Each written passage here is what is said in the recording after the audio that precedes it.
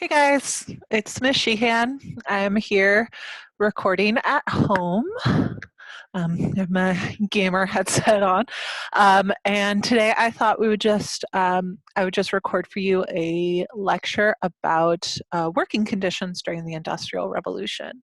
So, if you didn't last week, it would be great if you could go back and read a couple of the things that I put up for you from last week.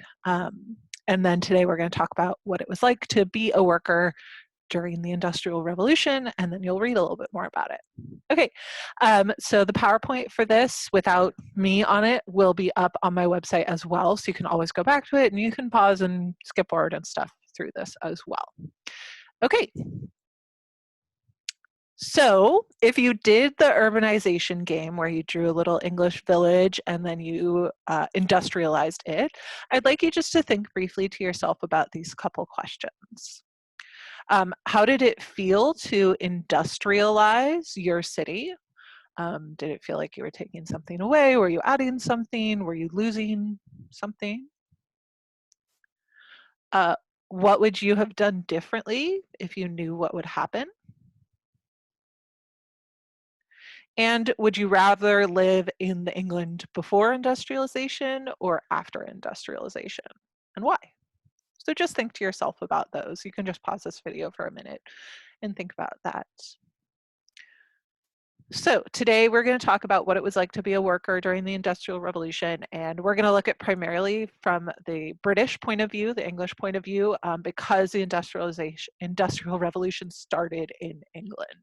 And then when you get to US history, when you're a junior, you're going to look at the Industrial Revolution from the US point of view. Okay, so go ahead and get a sheet of paper out and do some notes on what I'm going to say here. So, as you probably have thought about, life today is easier for most people than it was in 1750. Instead of farming our own food, we can just go to the store. We have computers, we have cars, we have airplanes, right? We have all this stuff. We go out and buy our clothes. We don't have to sew them by hand, right? Everything we have and everything you have is dependent on the Industrial Revolution. So our entire way of life is the Industrial Revolution, right? And in a lot of ways, it's much, much easier than it was 200 years ago, right? We have modern medicine, we're not scratching for food, we're not starving when there's a hard winter, right? We live a pretty good life. However, the change from that pre-industrial era to industrial era was not easy, and it was really hard for a lot of the people who lived through it. And for more than a century during the Industrial Revolution, starting in 1750 and continuing all the way through the 1900s, conditions for workers grew worse and worse as as industry began to expand, as factories began to expand, and as people kind of tried to figure out what the best or most effective or most efficient way to create products was. So the big change was how people made a living. So, right, the way we get money now is we go out and work at our job and then we bring it home. And most of us, for most of our jobs, we are not farming, right? There are definitely still farmers, but most people in America and England, in the Western world, do not farm for a living, right? And that was the biggest change for the Industrial Revolution, was people went from like 90% being farmers to 90% being workers, right? Most people had a job where they would do a task for someone else's profit. So most people also weren't working for themselves. And most people today don't work for themselves. You work for, like I work for a school. You work for a company. You work for a restaurant, right?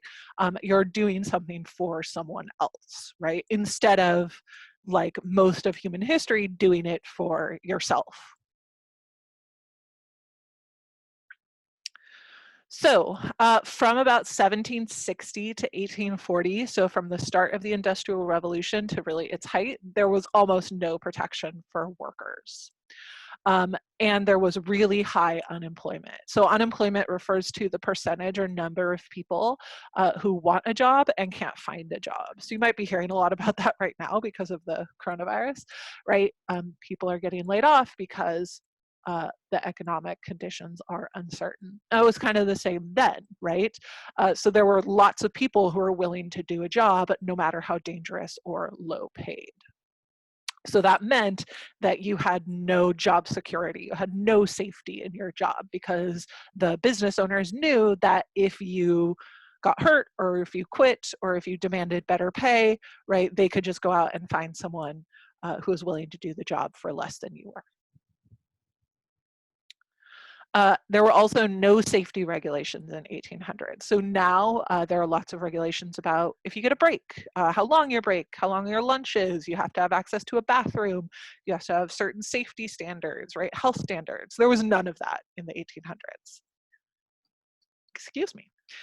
If you were injured on the job, or you were injured in life, or if you got sick, you would be unemployed. There's no sick leave, you couldn't take days off, right? You just lost your job. If you died on the job, your family would not be compensated, right? Basically, that was like a risk of working, right? Now, if you die on the job, usually the company has to pay a certain amount of money to your family to make up for the wages that you would have had. And workplace deaths at the time were extremely common because most people, especially in England, were working in large factories with heavy machinery. You can see here, right, these are some looms, it looks like. So there's lots of places to get your hands or your feet sucked into or stuck into. A lot of people worked in steel mills where they were pouring molten hot steel. They worked in coal mines that were prone to collapsing, right? It was a really dangerous time to be a worker. And it was very, very common to get severely injured or even killed at your job, which we are lucky that we don't live in that time. Okay, so wages, the pay you got for working, were extremely low, again, as a result of high unemployment. Many workers in England made less than 5 shillings a week, which is about equivalent to $12 in modern currency, so about $12 a week. And workers usually worked 12 to 15-hour shifts, 6 days a week. Most people only got Sundays off. And so that was equivalent to about 80-hour weeks. Currently, the standard is to work a 40-hour week, an 8-hour shift, 5 days a week, right? So that's almost twice as much as a regular person works now. And there were no such things as holidays, no sick leave, no vacations, no taking time off. If you had to leave your job for whatever reason, you were fired.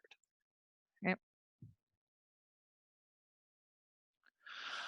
So as wages, as pay went down and down because business owners knew they could pretty much pay the lowest amount possible, living conditions grew more desperate, right? Because if you're not making money from your job, you don't really have any other income. So many people, especially in cities, lived in perpetual filth, right? There was a lot of pollution. That's another thing. There were no standards or regulations on pollution or burning things or chemicals or anything like that. Most people lived in very polluted, very dirty, very bad conditions. Especially in England, the sky was choked in coal dust. So you can see this picture here, that's all coal dust. And it's not like it evaporated, it would just settle on you. And it was very common to get what was called black lung disease, where literally your lungs would just fill up with coal dust and you would eventually die. And at its worst, life expectancy for poor people in Britain actually plunged to 25 years, which is very, very low, right? That's an extremely low life expectancy. Even during like the plague and medieval Europe, life expectancy was higher than that. So this was a really bad time to be poor or even middle class in England. And the poorest people who could not afford to rent or own a home had to rely on what were called poor houses, which were kind of like shelters, but they were specifically designed to be terrible because there was this thought if like the poor houses were terrible, people would like work harder and then get out of them. But really that's not really what happened because people were just stuck in these horrible jobs. So all around, it was a really bad time. So by 1800s, many industrial workers were younger than 14. There was no such thing as public school or required schooling laws or anything like that. So now in the US, you have to go to school until you're 16. There was no such thing. And most people were poor enough that their children had to go to work to support the family, right? So you can see a couple of examples here. These are very young children working in these textile factories, right? So if you were alive in 1800s, you would probably be working. You would probably not be in school. Workplace accidents were even more common among children than adults, as you might imagine, right? Children are smaller, it's easier to slip into the machines, right? Maybe they're less careful than the adults, right? And many families had no choice but to send their children to work. They needed the money. There was no other option. And for most people in England, unless you were super wealthy, your kids were going to work. So here's an example of children working in a coal factory, right? Sorting coal, and you can see how dusty and dirty it is.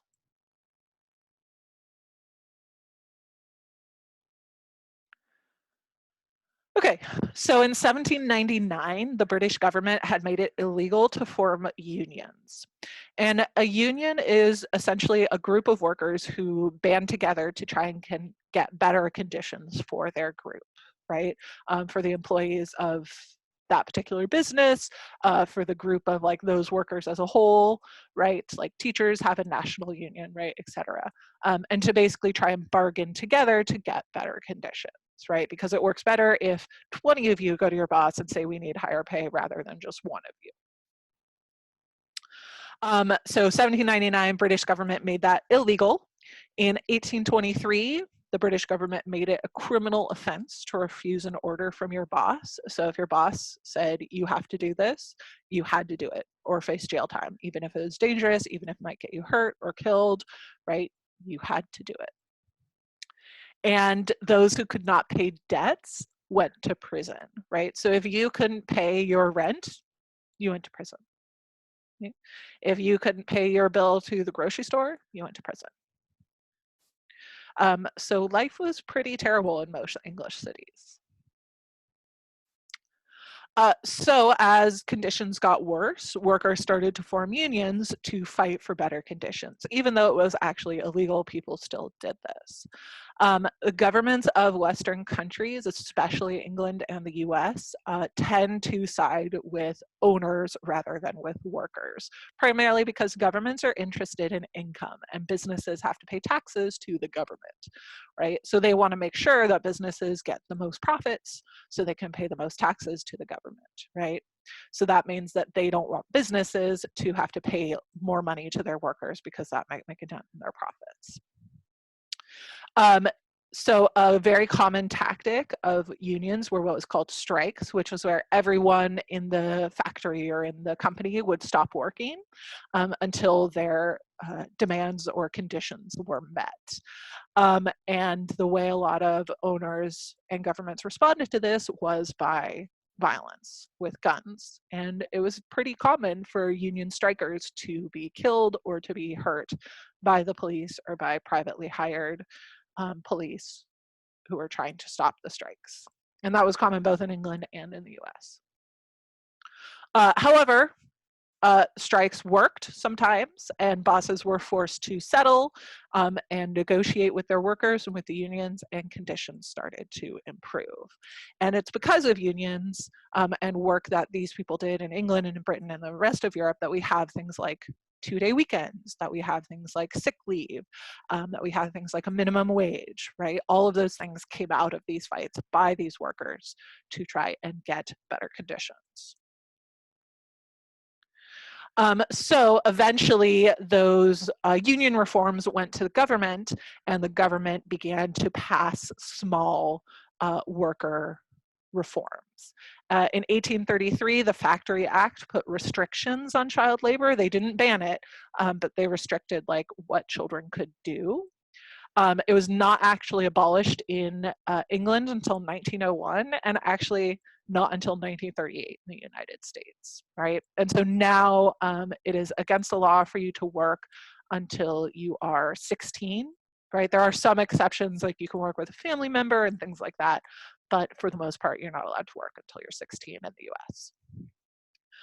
But working conditions for adults stayed fairly unregulated until the 1870s, when a lot of these reforms began to get passed by the British government. So we're going to stop there. So I'd just like you to think about these couple questions, right? And maybe like write a sentence or two on the end of your notes there. What should the government have done to deal with the problems that workers were facing during the Industrial Revolution? They kind of didn't do anything until they were forced to. Was that the right thing? Or should they have done something sooner?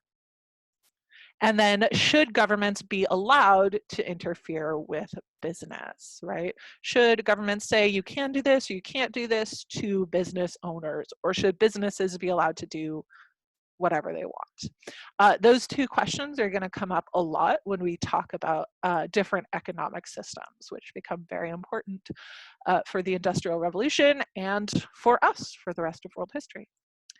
Okay, guys, so the PowerPoint is up on my website by itself, and I will see you later. I hope you are having a good week, and email me if you have any questions or need any help or anything.